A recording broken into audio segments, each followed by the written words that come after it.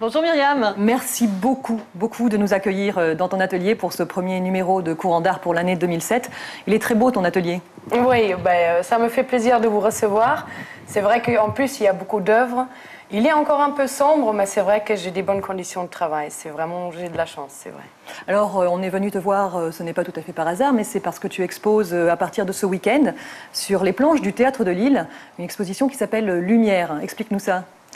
C'est une exposition que j'ai démarrée à la suite de l'expérience que j'ai eue avec UDIP, le projet qui est venu en Calédonie, avec des gens d'ici et des gens d'ailleurs. Et j'avais fait les costumes et l'affiche.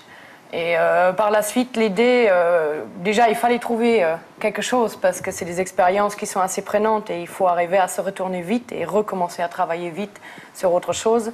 Et donc l'idée a germé tout de suite sur le fait de faire un travail qui rend hommage à tous ceux qu'on ne voit pas sur les plateaux, sur les scènes, etc., qui ne sont pas dans la lumière, mais ceux qui sont dans l'ombre, et de les mettre dans la lumière avec cette expo-là. Il y a une série de 12 tableaux, pas un de moins, pas un de plus.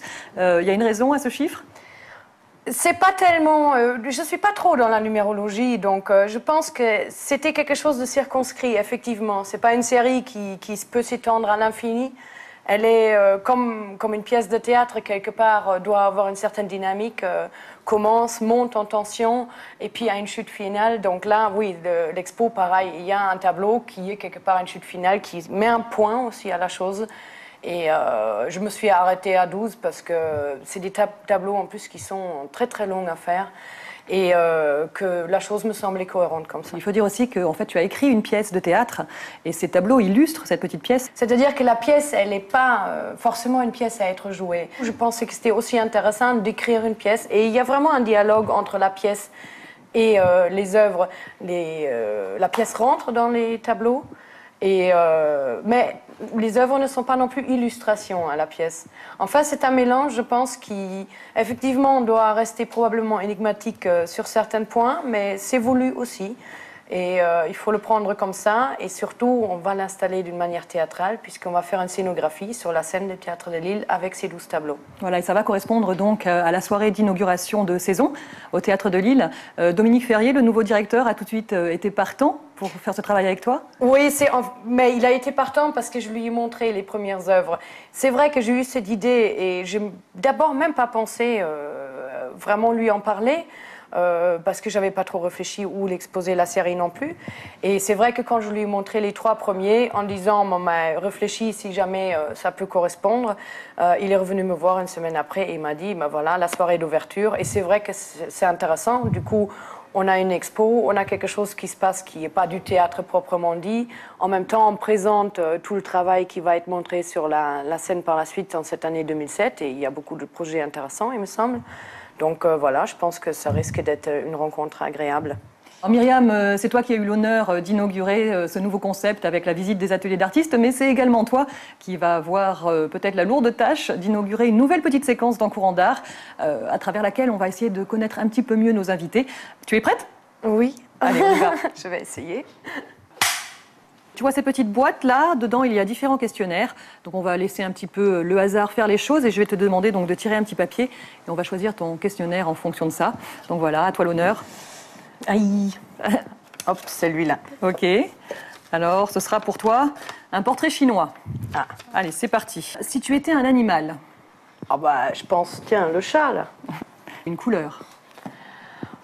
Le vert. Et une qualité. La patience, il m'en manque. Alors c'est bien. Un défaut. Ouh. Si j'étais un défaut, l'exubérance, tiens. C'est pas un défaut, mais bon. Si tu étais une chanson. Si j'étais une chanson, Amsterdam. Une ville. La ville où je suis née, Munich. Un livre. Le Da Vinci Code. Si tu étais une œuvre d'art. On va pas dire la Mona Lisa, parce que mon sourire n'est pas aussi énigmatique, mais bon, si, pourquoi pas. Si tu étais un adjectif. Un adjectif, moi, la grammaire, en français, c'est quoi les adjectifs C'est par exemple belle, moche, gentille, tranquille. Encore plus grande. Encore plus grande. Parce qu'on me dit toujours que je suis trop grande. Si tu étais un sentiment. L'amour. Et un film. Si j'étais un film, Blade Runner. Un parfum, une senteur, Celui que j'utilise, Tsar, il est très bien, il sent bon. une boisson. Hygiénique ou pas hygiénique? On a droit à tout. Tu as droit à tout. Du bon vin. Du bon vin. Un péché capital. Alors là, c'est quoi un péché capital encore? Les 7 péchés capitaux, tu sais, la gourmandise, la Je vanité. prends les 7, allez.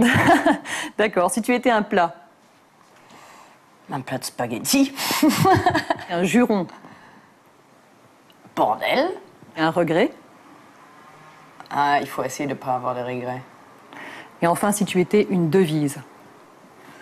Vaillant jusqu'au bout. Myriam, tu nous as dit dans ce portrait chinois que tu étais née en Allemagne, à Munich, et cela fait maintenant 15 ans que tu vis et que tu travailles en Nouvelle-Calédonie. Qu'est-ce qui t'a amené ici? Oh, le pur hasard, j'ai rencontré quelqu'un en Inde qui m'a amené ici. Ne t'arrive-t-il jamais de te sentir un petit peu à l'étroit ici en Nouvelle-Calédonie? Parfois un peu, je pense que c'est important de ne pas perdre le fil et il faut beaucoup relativiser aussi. C'est vrai que l'effet des îles, parfois on a un peu de mal. Si on maintient l'habitude de relativiser et de voir plus loin dans sa tête, tout va bien. Tu as des projets pour l'année qui vient, je crois, de partir un petit peu à l'extérieur justement? Oui, d'abord je fais Coneva et puis je fais les costumes aussi pour Don Juan qui va se jouer au mois de mai au Théâtre de Lille. Et puis oui, après je me fais une petite remise à niveau en Europe. Merci beaucoup Myriam. Donc on rappelle à nos téléspectateurs qu'ils vont pouvoir te rencontrer sur les planches du Théâtre de Lille à partir du 23. Tous les après-midi, tu auras une permanence, je crois, pour expliquer un petit peu ton travail. Voilà, c'est le vernissage, c'est le 23. Et donc du 24 au 6 mars, je suis là-bas pour ouvrir l'expo. Tous les après-midi de 15h30 à 19h, même le dimanche. Et voilà, donc je suis là pour que les gens, s'ils ont envie, viennent voir l'expo. Eh ben, j'espère qu'ils viendront nombreux. Merci Myriam. Merci d'être venue. Les tableaux sont colorés, pleins d'espiègleries et de clins d'œil. On y trouve même des fragments de pièces de théâtre signées Myriam Schwamm. Elle ne se prend pas pour un auteur, loin de là. Elle en prend aux autres, mais le leur rend bien. Et ce ne sont pas que des mots. Ce qu'on voit ici, c'est autre chose, parce qu'on a même l'élément scénique, quand on regarde la scène en son entier, on a les découpes qui éclairent des tableaux avec des découpes. Enfin, on est vraiment dans quelque chose qui est un tableau. L'installation, la scène dans sa globalité est un tableau commun créé par l'OAMI, Anne et moi.